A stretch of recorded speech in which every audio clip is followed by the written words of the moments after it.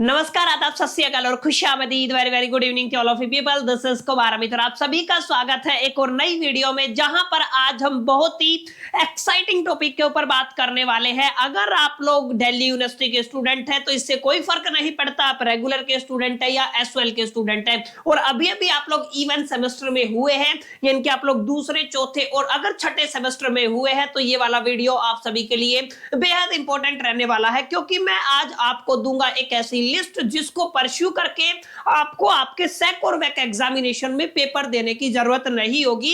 आपको पूरे के पूरे क्रेडिट्स मिलेंगे, पूरे के पूरे मार्क्स आपके प्रोजेक्ट बेस और आपका जो इंटरनल असेसमेंट के बेस पे मिलेंगे। यानी कि सेक और वैक के अंदर कुछ ऐसे सब्जेक्ट है जिनके अंदर एग्जामिनेशन नहीं होता है, लेकिन आपको उनके पूरे पूरे मार्क्स दिए जाते हैं आपके प्रोजेक्ट के बेस पे और आपके जो बेसिकली इंटरनल असेसमेंट या प्रैक्टिकल के बेस पे। तो वो कौन से है सब्जेक्ट, तो विदाउट वेस्टिंग टाइम चलिए शुरू करते हैं और समझने की कोशिश करते हैं। देखिए, सबसे इंपॉर्टेंट बात है यहां पे आप लोग देखिए, सबसे पहली कैटेगरी मैंने कम्युनिकेशन की रखी है। कम्युनिकेशन के अंदर अगर आप लोग देखेंगे तो सबसे पहला सब्जेक्ट है कम्युनिकेशन इन एवरीडे लाइफ। ये वो सब्जेक्ट है जिसका एग्जामिनेशन नहीं होता है, डेफिनेटली आप इसको परस्यू कर सकते हैं। Public speaking in English language, ये भी आपका एक ऐसा सब्जेक्ट है जिसमें आपको एग्जाम देने की जरूरत नहीं है। कम्युनिकेशन इन प्रोफेशनल लाइफ, इसमें भी आपको एग्जामिनेशन देने की जरूरत नहीं है। और क्रिएटिव राइटिंग, ये कुछ ऐसे सब्जेक्ट है कम्युनिकेशन के अंदर जिनको आपको पेपर देने की जरूरत नहीं होती है, लेकिन आपके प्रैक्टिकल कह दीजिए या प्रोजेक्ट के बेस पे आप लोग क्या कह दीजिए, प्रैक्टिकल या फिर आपका क्या हो जाएगा,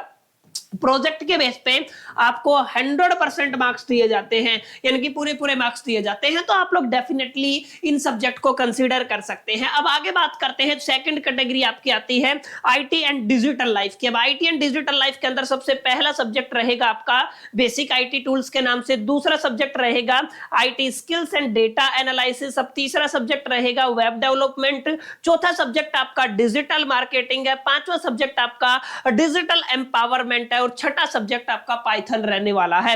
ये ऐसे तमाम सब्जेक्ट है, ये सेक और वैक दोनों की कैटेगरी में आते हैं। आप देख लेना कौन सा सेक में शो कर रहा है, कौन सा वैक में शो कर रहा है, इनमें भी आपका एग्जामिनेशन देने की जरूरत नहीं है। और मैं आपको बता देता हूं, चाहे आपका सेक का सब्जेक्ट हो चाहे आपका वैक का सब्जेक्ट हो, तो आपको हर सब्जेक्ट 2 क्रेडिट देके जाता है। अगर आपके कोर सब्जेक्ट की बात करते हैं तो 4 क्रेडिट देता है, लेकिन ये सेक और वैक के ऐसे सब्जेक्ट है जो आपको 2 क्रेडिट देते हैं। और आपको प्रमोट होने के लिए, अगर आप प्रमोशन चाहते हैं सेकंड ईयर के दरमियान या सेकंड ईयर में फर्स्ट ईयर से, यानी कि आप किसी भी उसमें प्रमोशन चाहते हैं, तो आप सभी को पता है आपको 28 क्रेडिट की जरूरत होती है, जिसमें ये आपके सेक और वैक अहम भूमिका निभा सकते हैं। आप अपने फर्स्ट सेमेस्टर और सेकंड सेमेस्टर के दरमियान लेट अस कंसीडर कि अगर आपने सही सब्जेक्ट चूज कर लिए, सेक और वैक आपके 3+3 का कॉम्बिनेशन आपको देखने को मिलता है, 6 है, 6+2 कितना हो गया आपका 12 सब्जेक्ट ऐसे हो गए, 12 क्रेडिट आपके ऐसे हो गए जिनमें आपको पेपर ही नहीं देना पड़ा।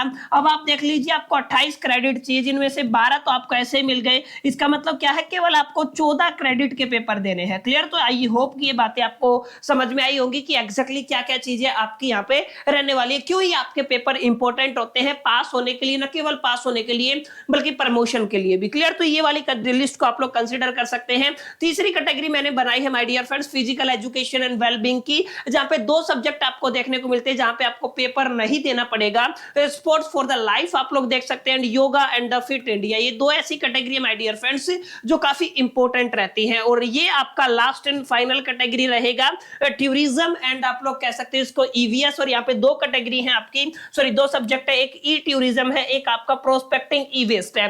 तो ये कुछ ऐसे तमाम सब्जेक्ट हैं जिनके अंदर आपको पेपर देने की जरूरत नहीं है। आपके प्रैक्टिकल और प्रोजेक्ट के बेस पे आपको यहाँ पे नंबर्स मिलते हैं और भर भर के नंबर्स मिलते हैं। क्लियर? तो आप लोग यहाँ पे कैलकुलेट कीजिएगा, 4 ये है, 2 2 4 6 10 और उसके बाद 2 12 और 2 14 ऐसे सब्जेक्ट है माय डियर फ्रेंड्स जो मैंने आपको बताया, जिनको आप लोग डेफिनेटली कंसीडर कर सकते हैं अगर आप फर्स्ट ईयर, सेकंड ईयर या थर्ड ईयर के दरमियान डीयू एसवाइएल या रेगुलर से कर रहे हैं। आई होप कि ये वीडियो आपको पसंद आया होगा, वीडियो अच्छा लगा होगा। वीडियो अच्छा लगा तो लाइक कीजिएगा, फ्रेंड्स के साथ शेयर कीजिएगा।